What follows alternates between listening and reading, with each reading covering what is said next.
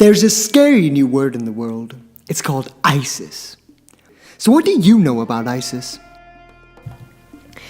Maybe you've heard of this dangerous terrorist group called Al-Qaeda. Well, ISIS and Al-Qaeda were born about the same way. The story begins in Afghanistan. It is 1989. The Afghan government is controlled by the Soviet Union, which still existed in those days, during the Cold War. The Afghans are angry and the government is unable to suppress them. This is mainly because their protests are being funded by America to weaken the power of the Soviets.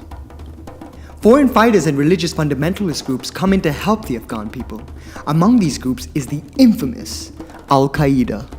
Now, way over in a country called Jordan, there is a man called Abu Musab al-Zarqawi who decides to travel to Afghanistan. Given the ambience in Afghanistan at the time, Zarqawi soon gets converted into a religious extremist. Now let's move over here to Iraq. After the Cold War ended, America didn't need to fund Middle Eastern rebels. This left them even angrier than they were before. So you remember Al-Qaeda's 2001 terror attacks on the US, right? America in return decides to invade Iraq. As a result, the Iraqi people are left poor and angry. Zarqawi's group, along with other Iraqi rebel groups, fights against the Americans. Impressed, Al-Qaeda asks Zarqawi's group to join them and calls this new group Al-Qaeda in Iraq, or AQI. Encouraged, Zarqawi now wants more power. So the AQI creates fights between the Sunni and the Shia Muslims in Iraq. The ploy works, but now Iraq has a very dangerous atmosphere. Al-Qaeda does not approve of this tactic. It breaks off its alliance with Zarqawi. Then, in the midst of this drama, Zarqawi is killed in a US airstrike. All quiet now. Yes, but only for a short while. In 2011, revolutions spring up all over the Middle East.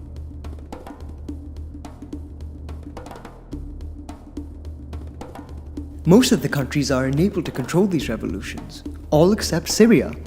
Syria alone manages to control its rebels under the leadership of a president called Bashar al-Assad. But still, the action has already begun, and now starts a period of civil war in Syria, with many rebel groups trying to overthrow Assad. Let's bring back Zarqawi's group. They now call themselves the Islamic State of Iraq and are led by Abu al-Baghdadi. Al-Qaeda also has another offshoot group called Jabhat al-Nusra. Baghdadi wants to link up with Nusra, but the Nusra leader and the AQ both don't like the idea at all. So Baghdadi decides to create his own group, and that is what you know as ISIS, or the Islamic State of Iraq and Syria. Now Baghdadi wants to rule over a large religious kingdom, all united as one Islamic state, or caliphate. These guys are serious. They completely break up with the AQ, take control over towns and cities in Syria and Iraq, and focus on areas close to major supply routes, crucial infrastructure, and important border crossings. Now, you're probably thinking, how do they fund all of this?